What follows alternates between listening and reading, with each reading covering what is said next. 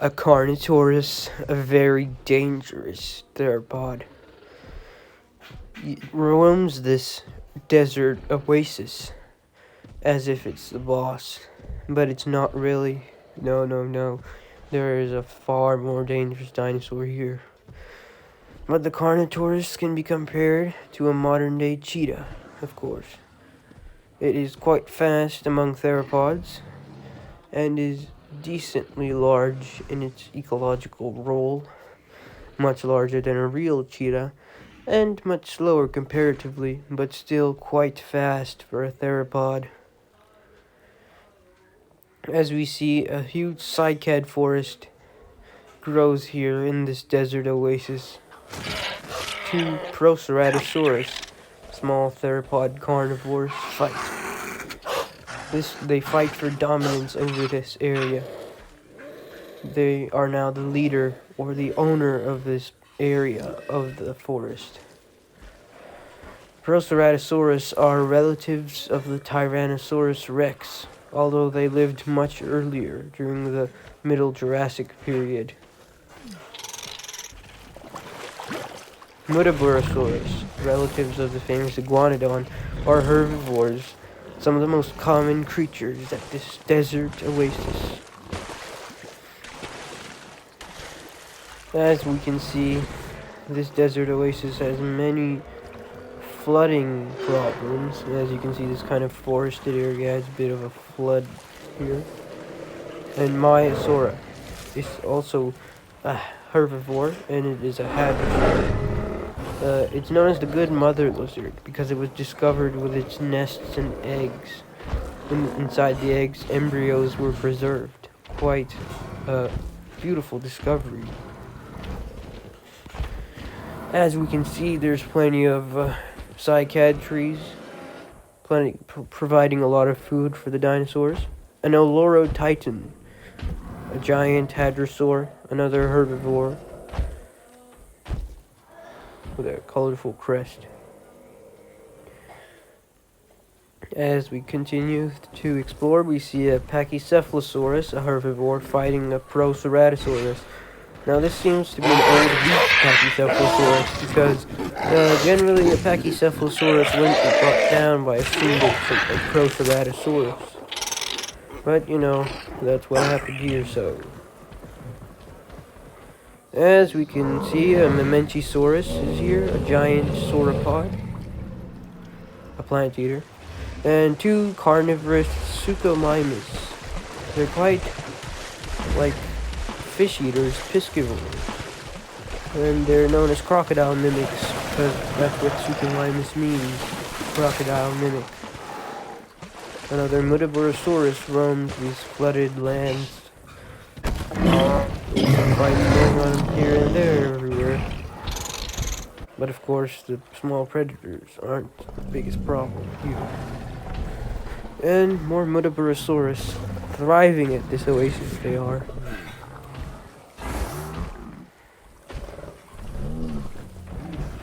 And as you can see, they formed quite a large herd that spans quite a distance.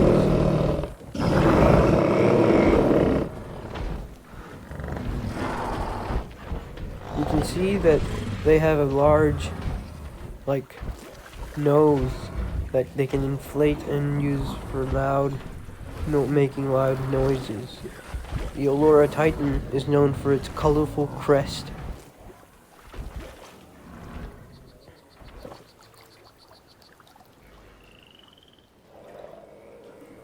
And as we see, a Memenchisaurus feeds through the treetops. An Olorotitan sleeps, and here is an iguanodon, one of the most common dinosaurs during the early Cretaceous period. Maiasaura.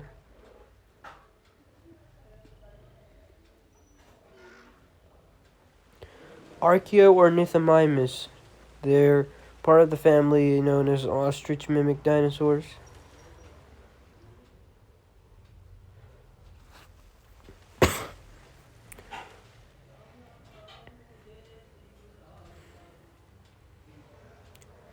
As we can see here, large groups of herbivores gather everywhere. They sleep, trying to sleep off the heat during the day, but right now they're in the sun, so maybe they're actually trying to gain heat in the early morning.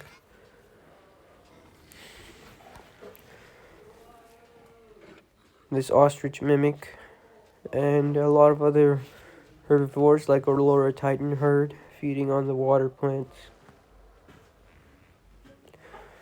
This oasis is home to many creatures that could not live in the desert, but due to this being an oasis that permanently has lots of water, it's home to many many species.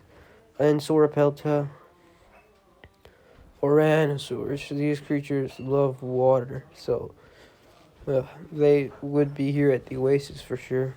Also, an Allosaurus, the real king of this area. Very dangerous killer. The Allosaurus is the top predator of this oasis.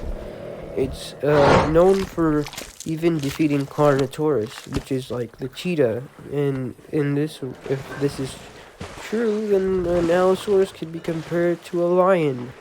A much bigger lion, of course, quite gigantic. It's a carnivore, as you can clearly see, and it's from the late Jurassic period. Some of the most ferocious predators of the late Jurassic period were Allosaurus, and they continued into the early Cretaceous. This Allosaurus patrolled his kingdom, knowing all is his. The only rivals of this Allosaurus are other Allosaurus. Some Muttaburrasaurus, as we can see, and the desert, the vast dry desert that continues. A drought hits. A small but large compared to a human. A Utahraptor attacks the Maiasaura. It's a juvenile, not fully grown, and it seems to be that because of the drought, it has lost its pack. So now it must scavenge on the dead Suchomimus, which have died due to a lack of water, since they are piscivores and they, love water. So that's why they seem to be not very drought resistant. Some Mamenchisaurs next to our time traveling base, as you can see.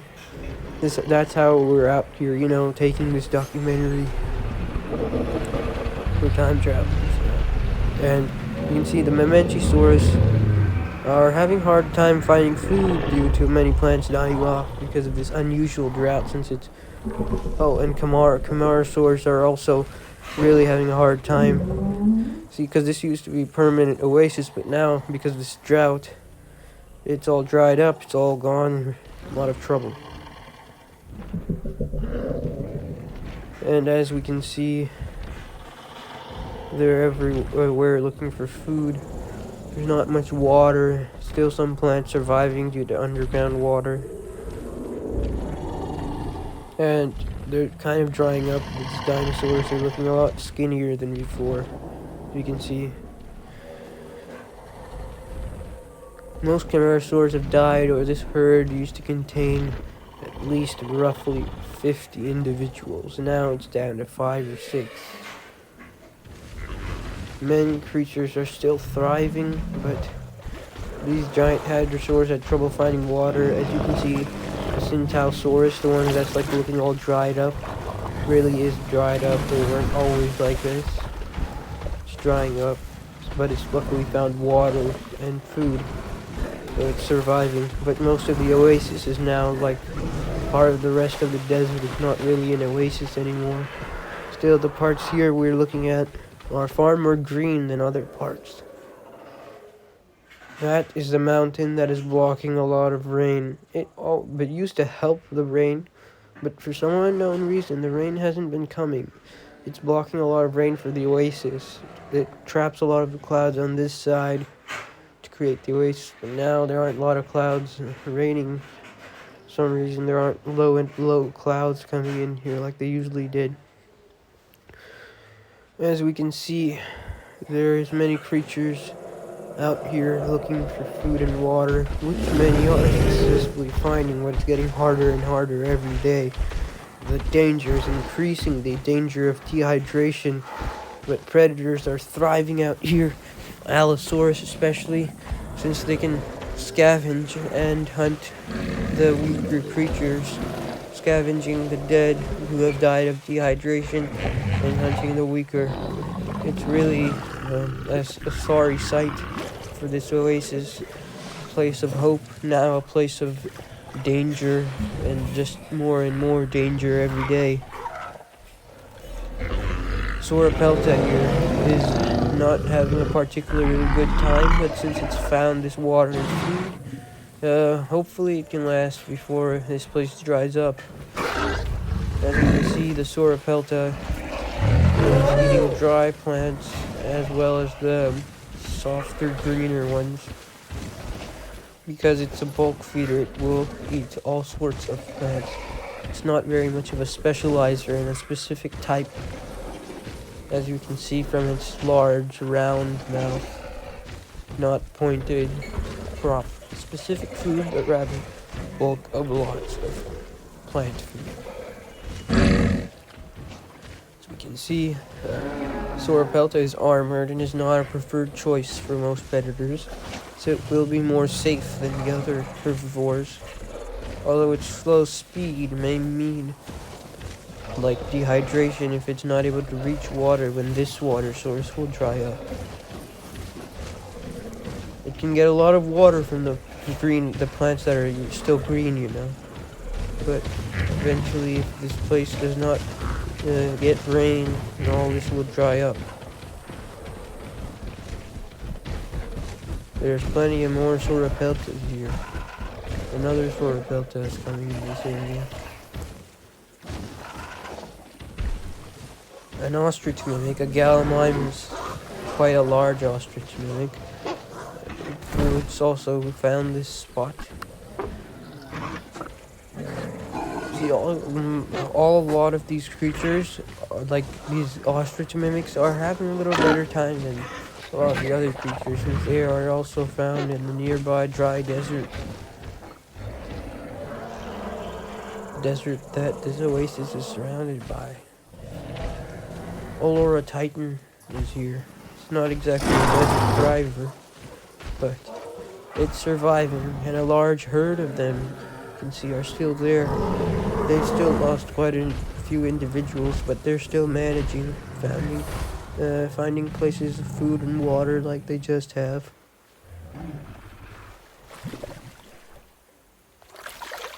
Olora Titan's colorful crests stand out like flowers in this desert. As you can see, there's not a lot of food left, especially not a lot of trees that would need a decent amount of water to survive. These trees seem to be on an underground buildup of water, so that's why they're still here. But ever since the drought hit, it's been 2 years and things are not looking up. Not looking up at all. Rains have rarely ever hit. About just a day or two of rain every year. So few of the former creatures lived. Most have migrated or died, but there's still survivors like this Smootosaurus. And as we continue on over here, I think we'll find it's kind of like where the oasis used to end.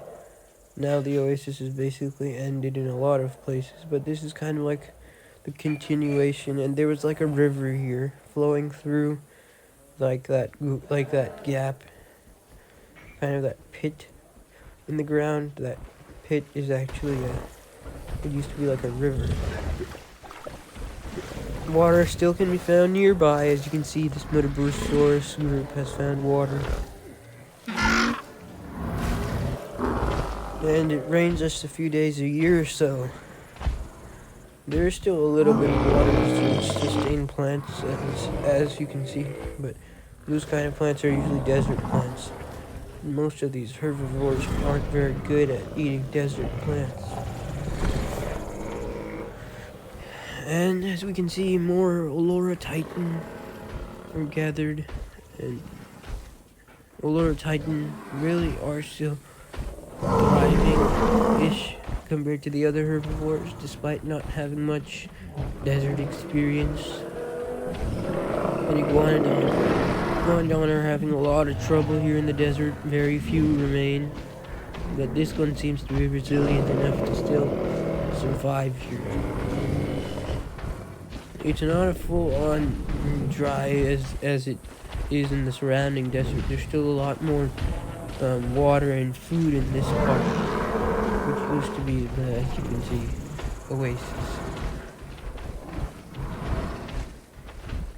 As you can see, a lot of gathering of creatures here, and in the distance there is food, Dinosaurs here as well. As we can see, this food and water is really bringing herbivores together here. And, a fight between that juvenile Utahraptor and a Polacanthus. The Polacanthus is thick armor, so it's not going to be easy, and the Utahraptor really got injured in this fight. It isn't able to bring down many creatures here, and it's really having a tough time surviving. Archaeornithomimus and all the other ostrich mimics are quite fast, and the large duckbills are too big and strong. And Allosaurus, again, the king of this oasis area, is still thriving and scavenging and eating the weaker creatures. It's really having a better time than ever before. The Allosaurus is, as you can see, still the king of the oasis. Carnotaurus is having a harder time since there are less creatures, and Allosaurus is not willing to share. As you can see, Allosaurus is a very, very formidable predator with these big sharp claws and menacing teeth. It uses, unlike T-Rex, it doesn't crush its prey, it wounds them, which is very dangerous. You should definitely stay away from this monster of a dinosaur. Let's see, oh, it looks like there's an oasis within the former oasis. This place is a lot of groundwater collected. And it's seeping up, it seems. Which is how Mementosaurus are still able to thrive, as well as a lot of other duckbills. This is a recent discovery I'm just coming upon. I'll have to report that back to camp. This is really interesting. So, that's why so many herbivores are still thriving. This place seems to have a lot of groundwater collected. As you can see, that's why most of the creatures did leave, but there was still a great amount of them that decided to stay. For they knew about this location. As we leave this area, it's quite dry and not very food-filled. Not many plants, as you can see, so that's why herbivores don't usually roam these areas. A Maiasaura, well, it's probably heading toward that area for its plant over there near that oasis, within the former oasis that we just came from. And, yeah.